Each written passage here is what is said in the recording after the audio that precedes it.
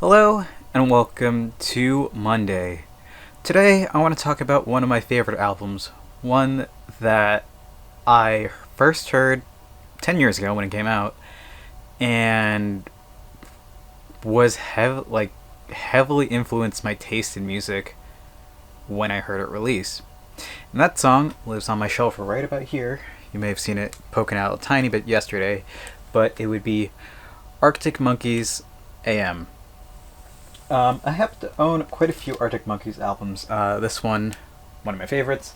We have The Car, Suck It and See, Tranquility Base, Hotel and Casino. So, pretty much all of the more recent stuff.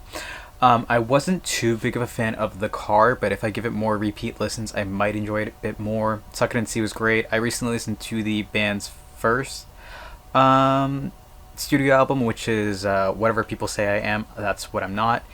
Incredible debut. Is part of that 1001 album project that I was that I'm working on. Um, yeah, this is a really fun and great record. Um, Suck It and See was good. I didn't listen too much to Humbug or whatever their second album was. Um, Suck It and See was good.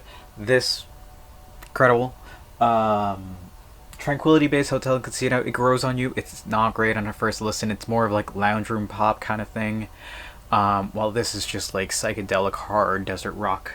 And The Car just went in a weird place, and we won't be talking about that right now. So, yeah, let's talk about AM briefly. So there's 12 tracks on this album. There was a deluxe edition that released apparently that included B-sides for it's Do I Want to Know and Are You Mine? Quite a few of these tracks on here that were released as singles have B-sides, and I haven't listened to many of those. Um, but like listening to this 12-track album is just so good. Do I Want to Know is a great opener for an album. The thunderous clapping of the drum machine that was heavily used in the song, combined with the thick, chunky, heavy bass used throughout the album, pretty much defines that era of Arctic Monkeys.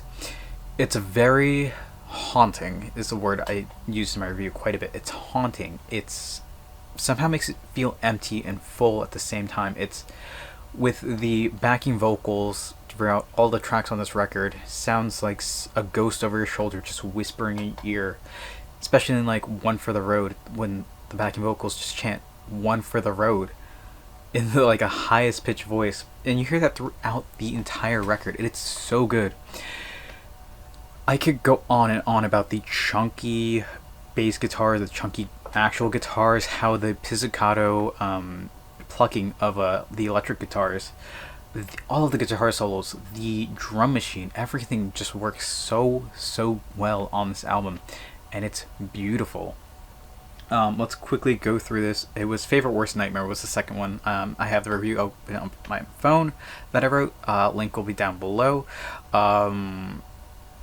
AM's title and the logo, AM right here, was inspired by the Velvet Underground's VU for Velvet Underground. As you can see, the AM for Arctic Monkeys, and also amplitude modulation, as it is a sound wave. I talked so much about Do I Want to Know. At the time of this recording, or at least at the time of writing this, it was like top 200 viewed. It was like 199 or something. Any video, maybe music video too, on YouTube with 1.58 billion views at the time. It's there really isn't much to say. It's just like on every single track, it's just like, yes, some guitars is either muddy, like in Are You Mine, it's just explosive, the loudest on the record. It's in your face. It's the muddy guitars, explosive drums, haunting backing vocals. Are You Mine? Oh my gosh. I said it was a bit. Yeah, nothing is as punchy as that one. One for the Road, incredibly haunting. The Ooze, which in One for the Road. Backing vocals by Josh Homme, who produced Humbug. Good stuff. Again, pizzicato notes. Arabella. The woman made from outer space with her interstellar boots. And, oh my gosh. The cymbals on that one are so, everything. It's so good. I just go listen to the album. I'm gonna go on and on about how amazing it is. Number One Party Anthem is like a really slow ballad song that describes an out of control party. It's very contrasting. Mad Sounds is pretty slow. I think it might be, I forget which one I said was the weakest one on the album. Mad Sounds does help break things up. It was I Want It All. That was it. Fireside, like every song on this record used to be like one of my favorites. Like Fireside was really good. The Shoo Wop, that is so much fun to listen to. Like if you pay attention, like the guitar solos, the 70s riff, the like that brings you, it's, oh my gosh, it's so good. Why Do You Only Call Me When You're High is probably one of my least favorites on the record.